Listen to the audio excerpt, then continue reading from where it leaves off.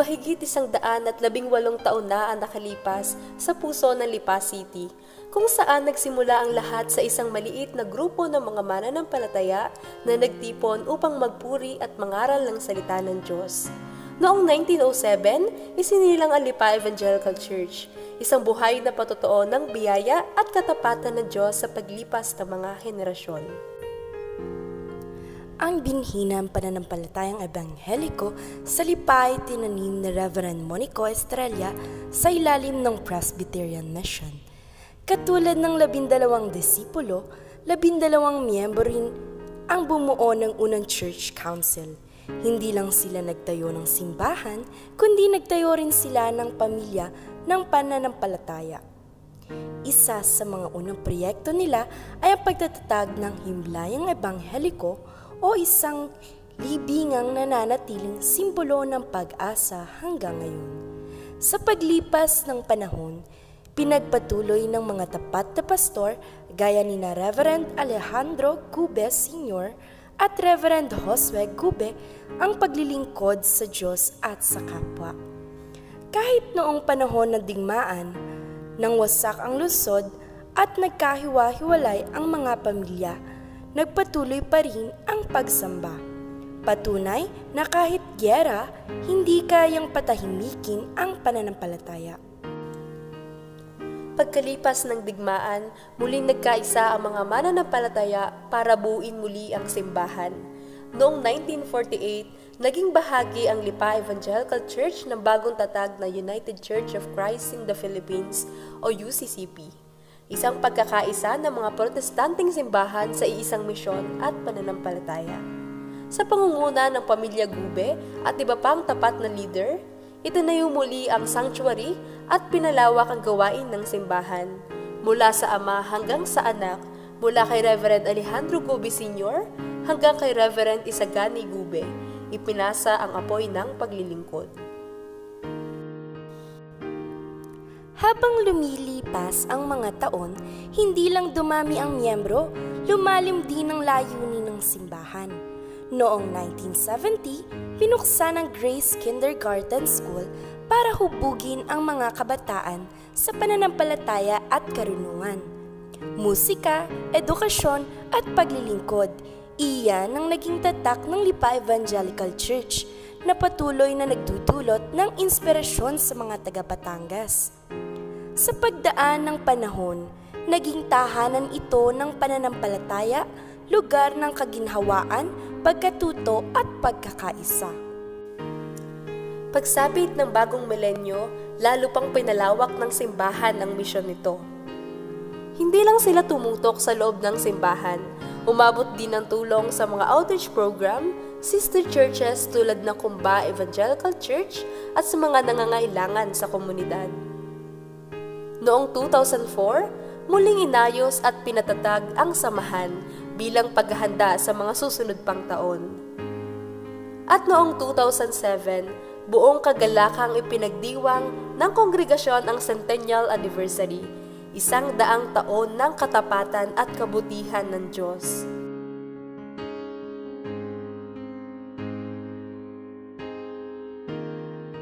Nakikita ko yung growth ko as spiritually, mag-umpisa yung family camp. Ayun, mula noon, doon ako talagang naging mas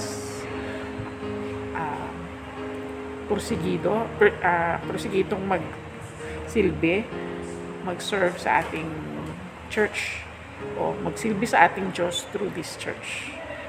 Ito din yung tumutulong sa akin upang magkaroon ako ng mas malinaw na kamalayan sa kung ano ba yung pinaniniwalaan ko bilang UCCP. Dito ako nakakilala ng maraming kaibigan na for life.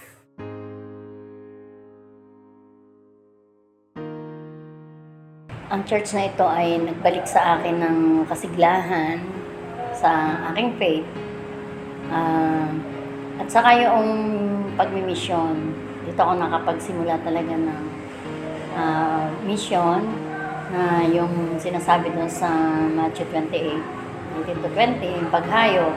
Malaking tulong ng church na to sa paghubog sa bilang ako dahil ever since kaya naman ako pumunta sa church na to upang mas mapalalim pa yung pananampalataya ko. So nakatulong talaga even before yung mga discipleship, yung cell grouping, at ngayon yung ministry kasama yung praise and worship team. Nag-start siya nang mas nagkaroon ako ng deeper na relationship with the Lord, pumamagitan din ng simbahan.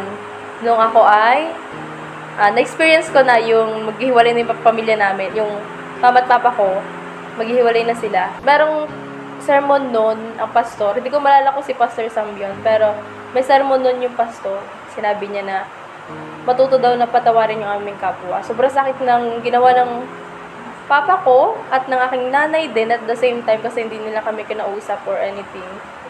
Pero kahit hindi sila naghingi ng sorry, pinapatawad ko na sila.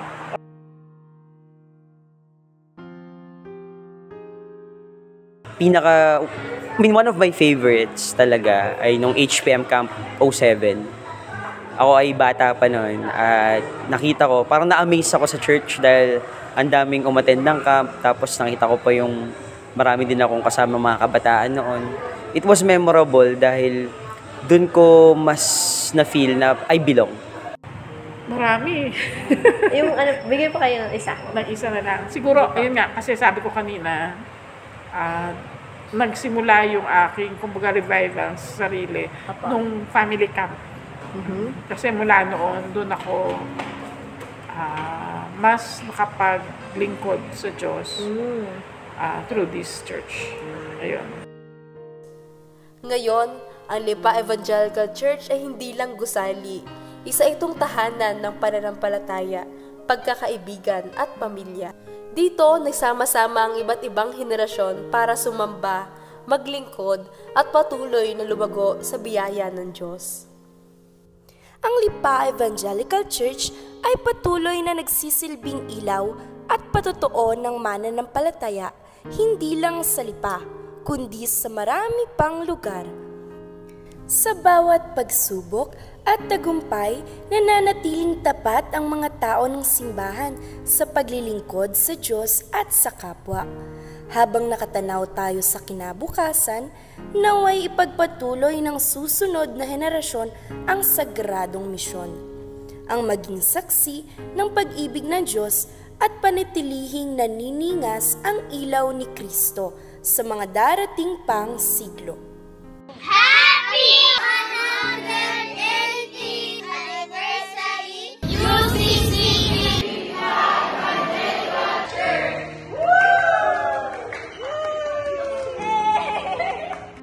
From 12 believers in 1907 to generations of faithful disciples today, this is the story of the Lipa Evangelical Church, a century of God's faithfulness and beyond.